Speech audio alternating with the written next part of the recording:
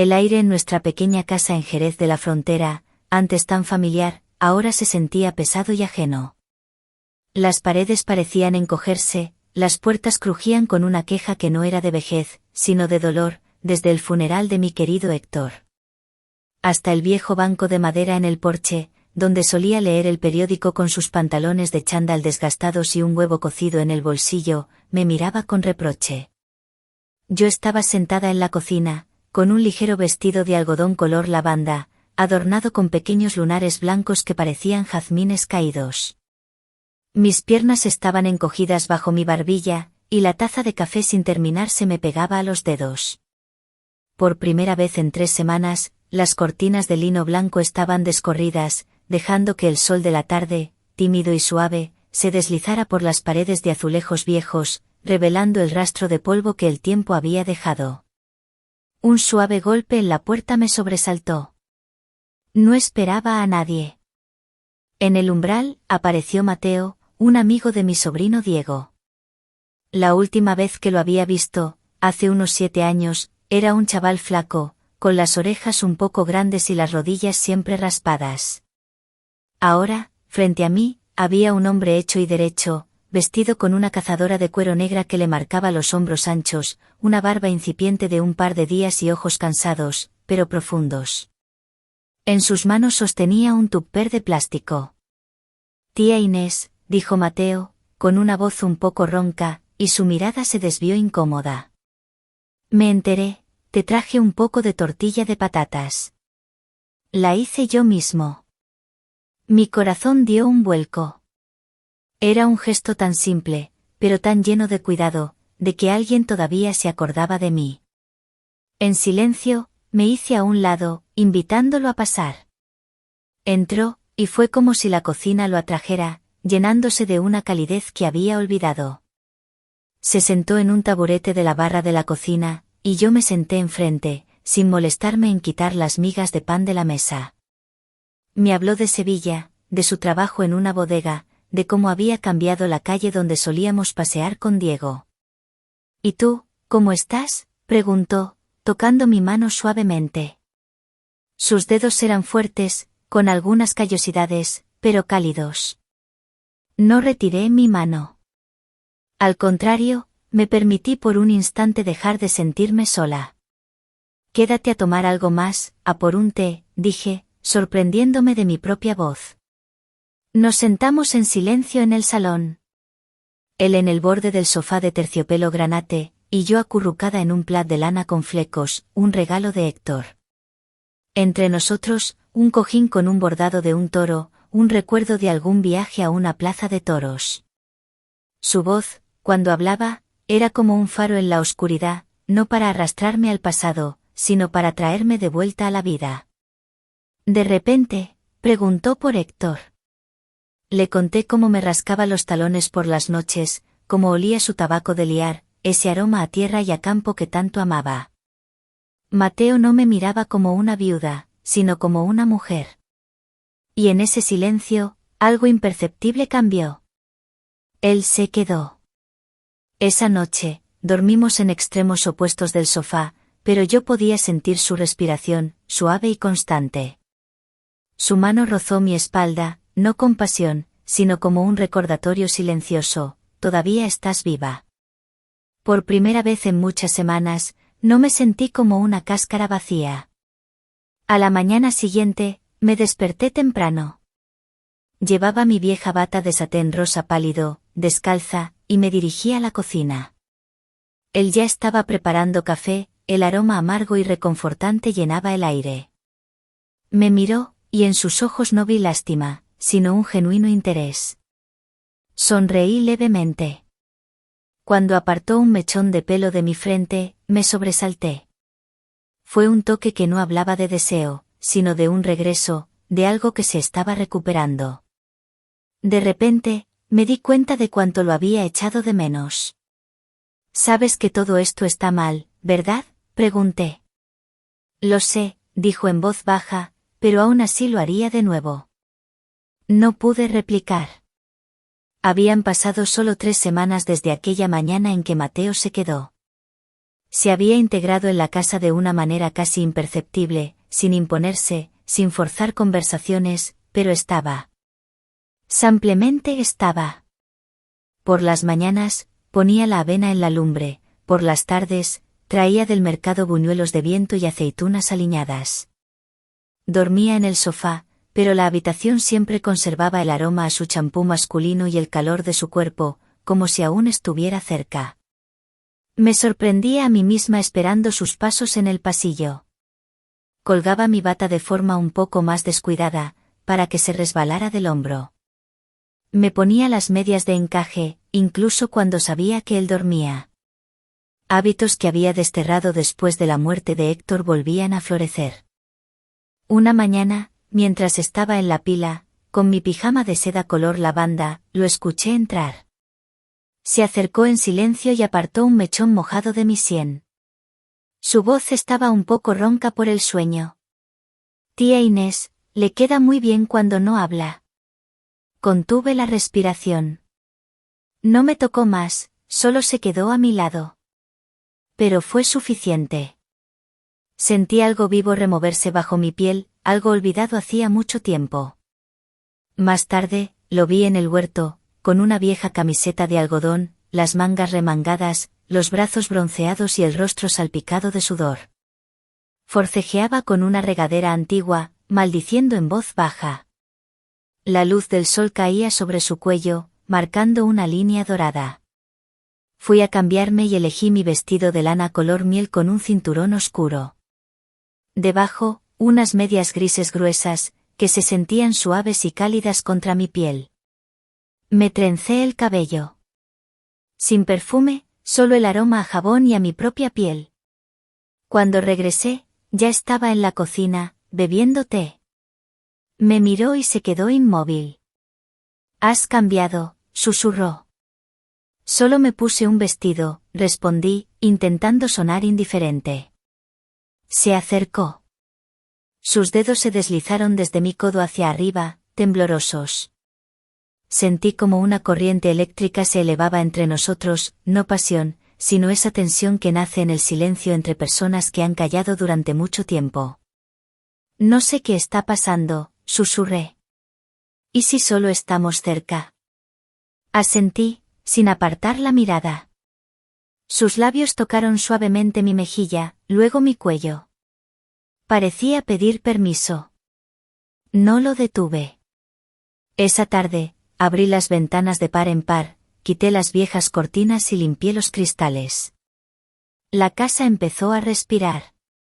Él reparaba una vieja bicicleta en el cobertizo, arrodillado, con una linterna en la boca, cubierto de grasa.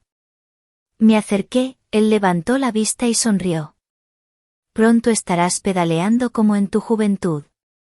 «Ni en mi juventud pedaleaba», resoplé. «Entonces, empezarás ahora». Más tarde, esa misma noche, nos sentamos junto a la chimenea. Yo con calcetines largos y una bata gastada, él con unos pantalones de chándal. Me masajeaba los pies.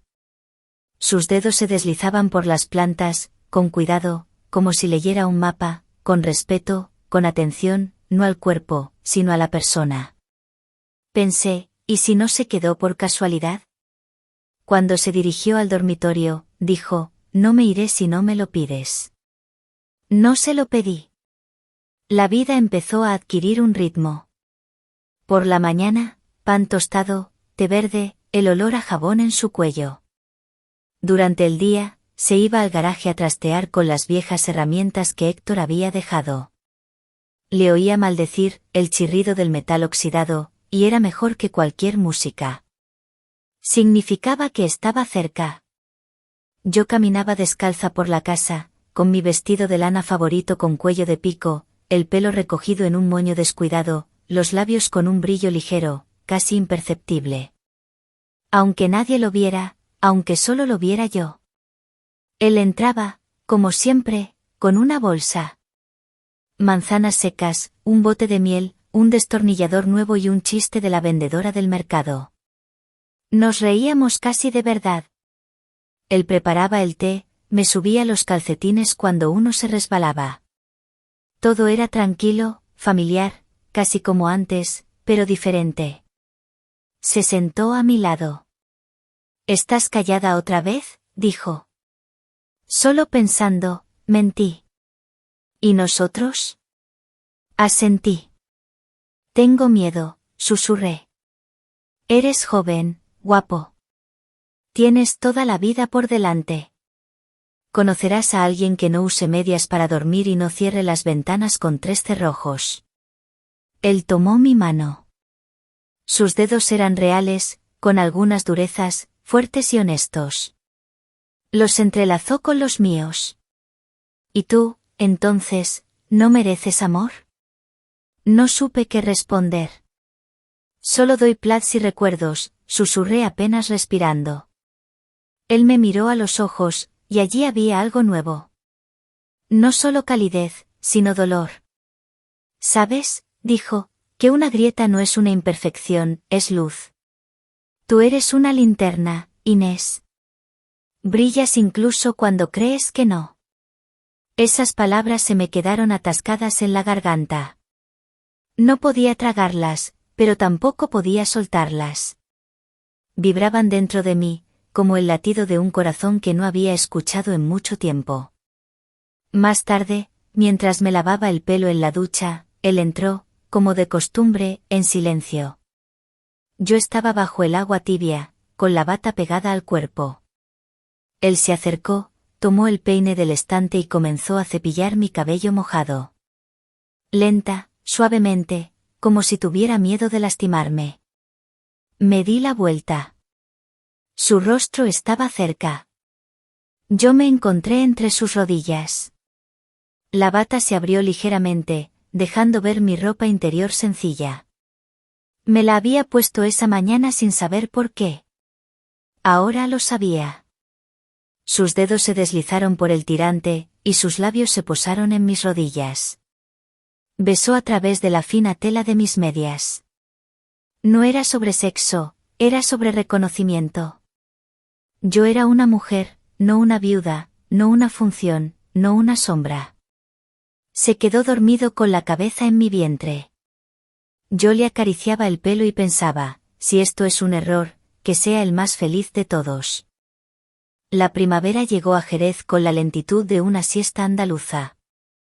El hielo en los cubos junto al cobertizo se derritió con pereza, el agua goteaba tímidamente de los canalones y los parches de sol en los alféizares de las ventanas eran casi tangibles, vibrantes de vida. La fotografía de Héctor, en su marco de plata, seguía en la cocina, junto a mi taza de té con el borde desportillado. Mateo la miraba a menudo, no con celos, sino con respeto. A veces, incluso susurraba algo, pensando que yo no le escuchaba, pero yo sí. Me traía buñuelos de la estación de autobuses, me compraba fundas de móvil con dibujos de gatos, él sabía de mi pequeña obsesión por ellos, me ataba los cordones de los zapatos cuando se me desataban y me alisaba el dobladillo del vestido, creyendo que no me daba cuenta. Y yo, por mi parte, colgaba las batas de manera que se resbalaran un poco de los hombros, me ponía las medias de encaje incluso cuando estaba sola. No porque quisiera seducir, sino porque quería sentirme mujer a sus ojos y, más importante aún, a los míos. Una mañana, me desperté y la almohada a mi lado estaba vacía. El teléfono apagado. Un silencio inusual en la cocina. En la mesa, una nota escrita con su letra desgarbada. He ido a Córdoba. Vuelvo por la tarde. No pienses tonterías. M. Pero yo sí pensaba. El corazón no soporta el silencio. Demanda sonidos, pasos, una taza en la mesa, su olor en mi hombro. Vagué por la casa con mi ligero vestido de lino con escote en V y un corte amplio que se movía con cada paso. Mi cabello suelto caía en cascada por mi espalda. El suelo frío me enfriaba los talones, y mi pecho se sentía vacío, como aquel día en que me dijeron que Héctor se había ido. De repente, una ráfaga de viento, una cortina que se movió como si alguien la hubiera empujado. Me giré. Nadie. Por la tarde, él regresó. Con un termo de café caliente, más buñuelos y esa misma mirada que decía que nada había pasado. ¿Por qué no llamaste?, pregunté sin mirarle. Sabía que te empezarías a preocupar, por eso te dejé la nota. No me preocupa que te hayas ido. Me preocupa que un día no vuelvas, dije, y mis palabras eran un susurro que apenas pude escuchar. Él se acercó en silencio. Me abrazó, mejilla contra mejilla. Como si con eso se pudiera arreglar todo. Yo no soy él, susurró. No me iré. Pero yo no podía parar. Eres joven, guapo. Puedes tener una familia, hijos, mujeres sin plats, sin pastillas, sin medias. Él se apartó.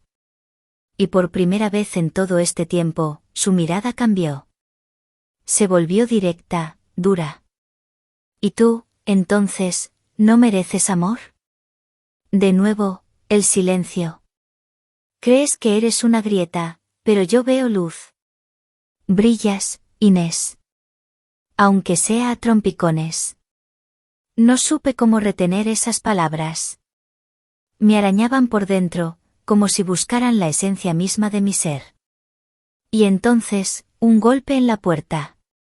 Fui a abrir. En el umbral, una joven con una cazadora azul y una maleta de viaje. Disculpe, dijo. Busco a Alejandro. Dijo que se quedaría en casa de su tía. Yo soy su prometida. El mundo se detuvo. Mateo apareció a mi espalda, no tuvo tiempo de decir ni una palabra. Lo miré a los ojos. Él me miró a los míos. Y todo se volvió claro. Él dio un paso hacia mí, pero yo ya estaba cerrando la puerta, lenta, muy lentamente. Y tras ella, comenzó otro silencio. La casa volvió a quedar en silencio. Pero no era el silencio que cae después de la muerte. No era el que zumbaba en mis oídos, como si alguien hubiera olvidado apagar el dolor. Este era diferente, denso, como miel endurecida. Se pegaba a la piel, a los dedos, a la respiración. Yo estaba sentada en la cocina con mi bata favorita de seda, esa con la que él me peinaba. Miraba por la ventana. En el jardín aún había nieve, gris, como una sábana de algodón después de una noche sin dormir. Allí, colgada en la cuerda, seguía su camisa, oliendo a aceite, a cuero y a algo muy masculino, como la gravedad misma. No volvió. Ni por la noche, ni por la mañana, ni al día siguiente. El teléfono enmudeció. Yo no llamé. Fue mi elección cerrar esa puerta. Pero con cada día que pasaba, sentía como él seguía viviendo en mí. En la forma en que preparaba el té, en la forma en que ataba mi bata con 2 nudos en lugar de uno, en la forma en que ponía una taza vacía en su lado de la mesa. La fotografía de Héctor seguía en el alféizar de la ventana. La miraba y pensaba, tú lo habrías entendido. Incluso quizás habrías sonreído. Tú sabías cuánto me faltaba, no ya el amor, sino un simple toque en el que no hubiera lástima. Después, empecé a salir más de casa. Iba al mercado con mis medias de lana, y debajo del abrigo me ponía esa lencería de encaje, como si me protegiera del viento. La gente asentía con la cabeza. Nadie me preguntaba cómo estaba. Y una vez, cerca de la oficina de correos, se me acercó la tía Nuria. ¿Y tú, guapo? Tan sonriente. Le encantaba la miel. Y te miraba a ti como a un faro. Sonreí, pero por dentro se me encogió el corazón. Un faro. Y él nunca llegó a ver la luz. La apagué cuando creí que no era digna. Pasó una semana. Yo no sabía dónde estaba, pero aún lo sentía en mí. En las palmas de mis manos, en la parte baja de mi espalda, en mi piel, que había vuelto a estar viva. No lloraba, no había lágrimas. Solo una extraña gratitud por haberme recordado lo que era estar viva. Y aún así, no sabía si era el final o una pausa. Y entonces, la noche. Volví del mercado, puse las manzanas en la mesa y de repente me di cuenta. En el alféizar de la ventana había una taza nueva. Igual que la suya, pero con una inscripción. Donde hay luz, tú siempre estás. Miré a mi alrededor. El pasillo vacío. El perchero vacío. Ni pasos, ni olor, solo la taza. Me senté, la tomé entre mis manos. Estaba tibia. Quizás él había estado aquí. Quizás volverá. El tiempo, en Jerez, a veces se estira como un chicle, otras se encoge como una prenda lavada con agua caliente. Después de aquella mañana, se estiró en una longitud insoportable. Cada día era un eco del anterior, pero sin su voz. La taza en el alféizar, con su mensaje grabado, se convirtió en mi pequeño faro personal, una promesa silenciosa, o quizás una cruel ironía. La tocaba cada mañana, sentía su calor residual, un calor que solo podía ser mi imaginación, pero al que me aferraba como a un salvavidas. Decidí que la casa, que antes me asfixiaba, ahora sería mi refugio, pero un refugio con ventanas abiertas al futuro. Empecé por el jardín. Las malas hierbas se habían apoderado de todo, asfixiando las rosas que Héctor tanto amaba. Me puse mi viejo delantal de lona, que me llegaba hasta las rodillas, con grandes bolsillos donde guardaba mis herramientas de jardinería, y unos guantes de piel gastados. No era una tarea fácil. La tierra, seca y compacta, se resistía. Pero cada maleza arrancada era como liberar un pequeño aliento. Mis manos se ensuciaban, mis uñas se rompían, pero había una extraña satisfacción en el trabajo físico, en el esfuerzo que me hacía sudar y sentirme viva. Mientras trabajaba, notaba las pequeñas cosas que Mateo había arreglado. La cerradura de la puerta del cobertizo, que antes cojeaba, ahora cerraba con un clic firme. La bomba de agua del pozo, que siempre hacía un ruido espantoso, funcionaba con un suave murmullo. Eran como pequeñas notas, susurros de su presencia que no se habían desvanecido por completo. Había una camiseta suya, de algodón desgastado, colgada en el tendedero. La tela era suave al tacto y conservaba un tenue olor a su loción de afeitar y a tierra húmeda. A veces, la tomaba entre mis manos, la acercaba a mi nariz y cerraba los ojos, intentando atrapar esa esencia que se desvanecía. No era tristeza, no era dolor. Era una sensación de gratitud, una punzada de algo que se había encendido y que, aunque efímero, me había transformado. Volví a la cocina y me preparé una tortilla francesa con hierbas del jardín.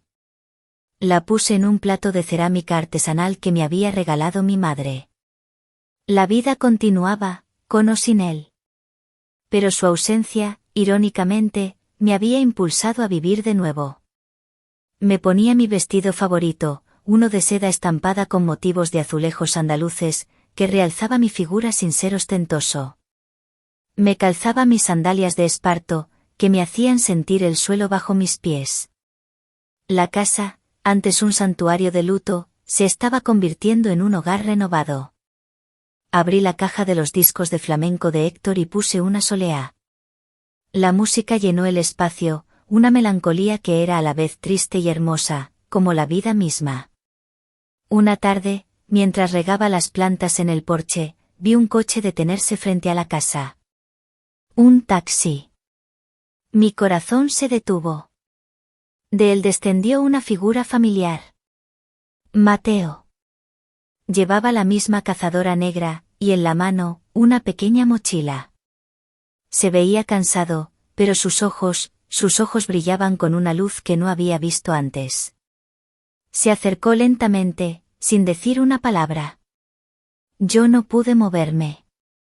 Me quedé allí, con la regadera en la mano, el agua derramándose sobre mis pies. Sentí como mis mejillas se enrojecían, y un calor subió por mi cuello hasta mi rostro. Él me miró. No había enojo en su mirada, solo una profunda comprensión, una tristeza mezclada con algo que parecía esperanza. Inés, dijo, y su voz era un susurro ronco, como si hubiera estado sin hablar durante días. Tenías razón. Todo esto está mal. Mis ojos se llenaron de lágrimas, pero no eran lágrimas de pena. Eran de alivio, de algo que no sabía que estaba esperando. Él dio un paso más, acortando la distancia entre nosotros. La regadera se me resbaló de las manos y cayó al suelo con un golpe sordo, esparciendo agua. No me importó. Él levantó la mano, y por un instante pensé que me apartaría. Pero sus dedos rozaron mi mejilla, suavemente, apartando una lágrima solitaria. Pero no puedo irme, añadió. No puedo irme de ti. Mis labios temblaban, no pude articular palabra. Él se inclinó, y sus labios, que recordaba tan bien, se posaron en los míos.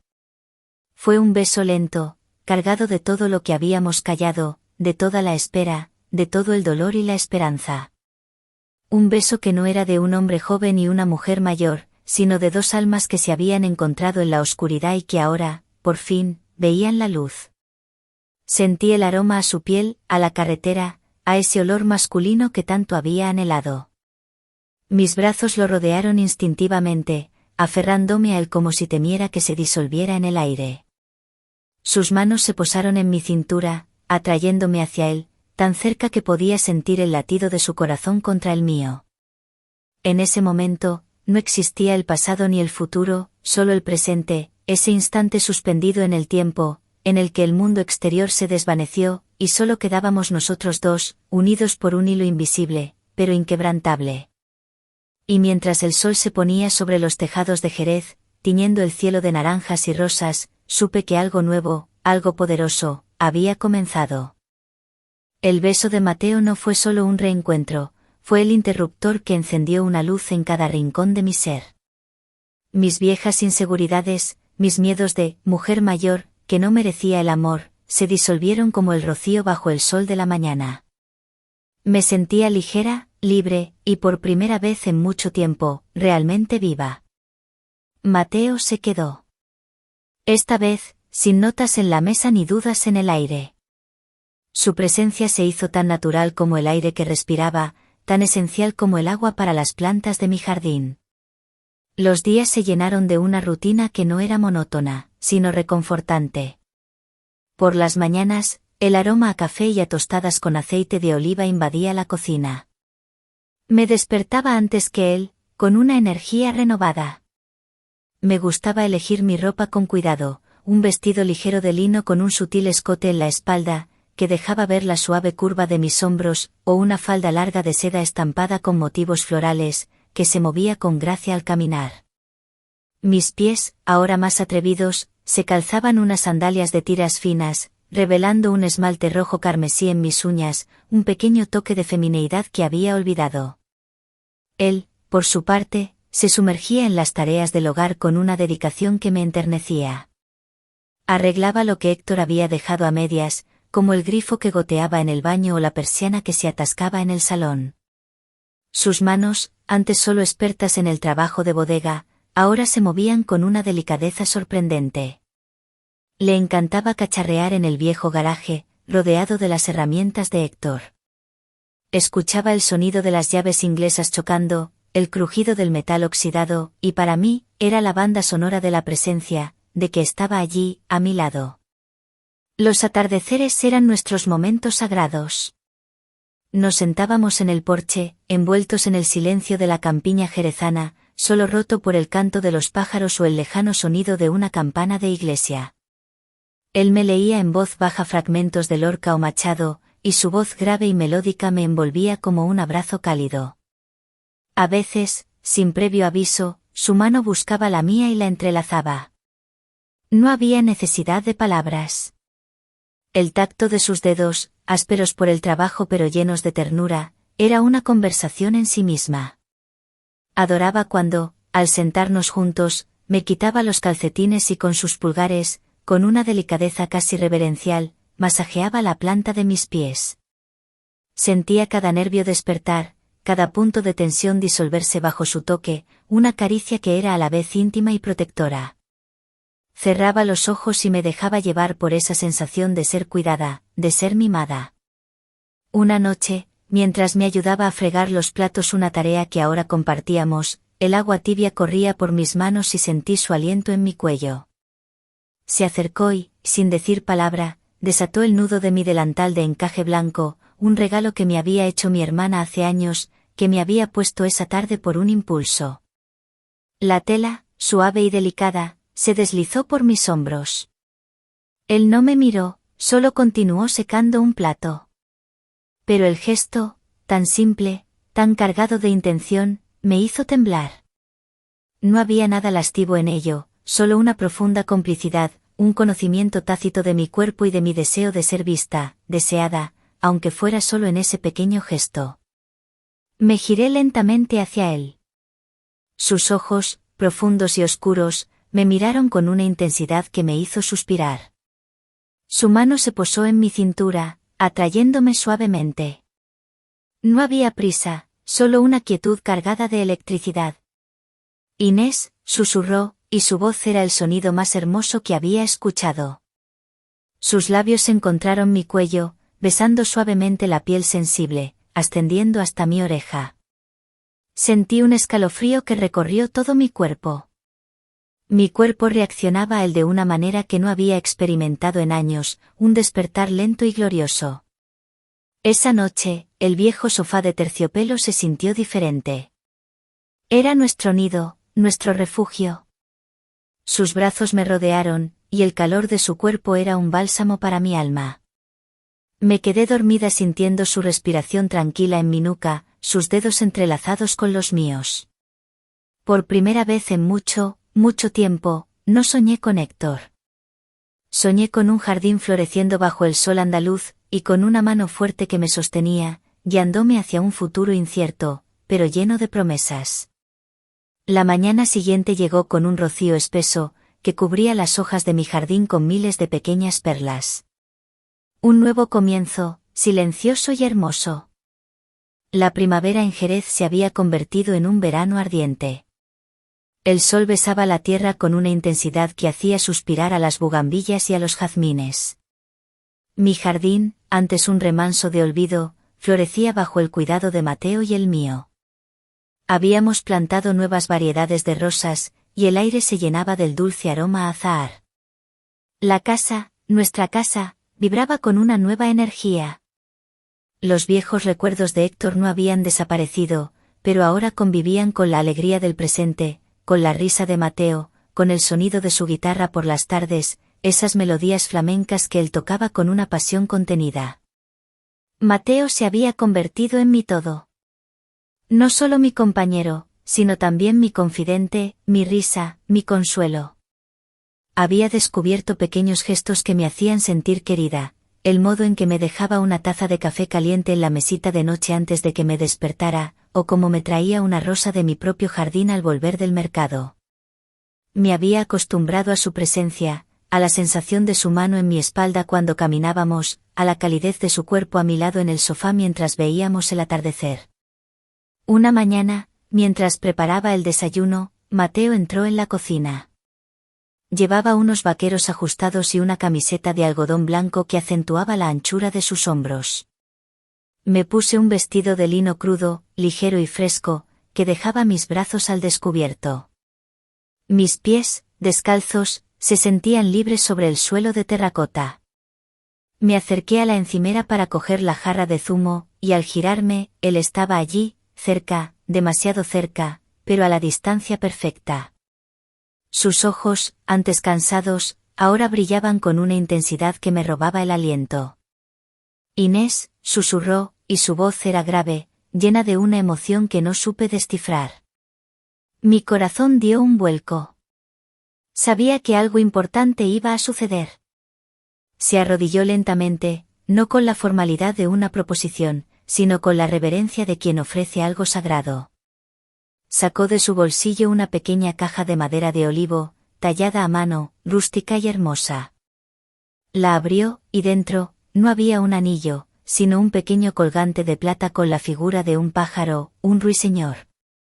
Este ruiseñor, dijo, alzando la mirada hacia mí, representa la libertad, el canto de la vida. Quiero que lo lleves siempre. Para recordarte que, aunque las tormentas lleguen, la canción nunca se apaga. Mis ojos se llenaron de lágrimas. No pude hablar. Él se levantó, me lo puso alrededor del cuello, y sus dedos rozaron mi piel. El colgante estaba frío al principio, pero enseguida adquirió la temperatura de mi cuerpo, como si siempre hubiera pertenecido allí. Nos abrazamos, un abrazo que contenía todos los sueños y todas las promesas tácitas. Por primera vez en mucho tiempo, sentí que la vida me ofrecía una segunda oportunidad, una oportunidad para el amor verdadero, sin importar la edad o las cicatrices del pasado. Esa tarde, el aire estaba cargado de esa brisa cálida que anuncia el final del día. Decidimos dar un paseo por los viñedos cercanos, un lugar que se había vuelto especial para nosotros. Yo me puse una blusa vaporosa de encaje blanco que dejaba ver sutilmente la piel de mis hombros, y una falda larga de algodón que se movía con el viento. Él llevaba una camisa de lino abierta en el cuello, revelando su pecho bronceado. Caminábamos de la mano, sintiendo la tierra bajo nuestros pies, el aroma dulce de las uvas madurando, el zumbido de los insectos. Llegamos a nuestro lugar favorito, una pequeña elevación desde donde se veía todo el valle. El sol comenzaba a teñir el cielo de rojos y dorados. Nos sentamos en el suelo, la hierba seca crujiendo bajo nosotros. Mateo se apoyó en mi hombro, y yo le acaricié el pelo. Era un momento de paz perfecta, un idilio que parecía sacado de un sueño. De repente, un ruido. Un coche, que se acercaba a toda velocidad por el camino de tierra. Nos miramos, extrañados. No era habitual que nadie subiera hasta allí a esa hora. El coche se detuvo bruscamente a pocos metros de nosotros. De él bajaron dos hombres, vestidos de oscuro, con rostros duros y miradas frías. Se acercaron a nosotros, sin decir una palabra. Uno de ellos, el más alto y corpulento, llevaba una carpeta en la mano. «¿Mateo Ruiz?», preguntó con voz grave, sin rodeos. Mateo se tensó a mi lado. Me miró, con una expresión de sorpresa y, por primera vez, miedo en sus ojos. «Sí», respondió, su voz apenas un susurro. «Usted está bajo arresto», dijo el hombre, mostrando una placa. «Por el robo de bienes de alto valor en la bodega de Sevilla». Mi mundo se desmoronó. La sangre se me heló en las venas.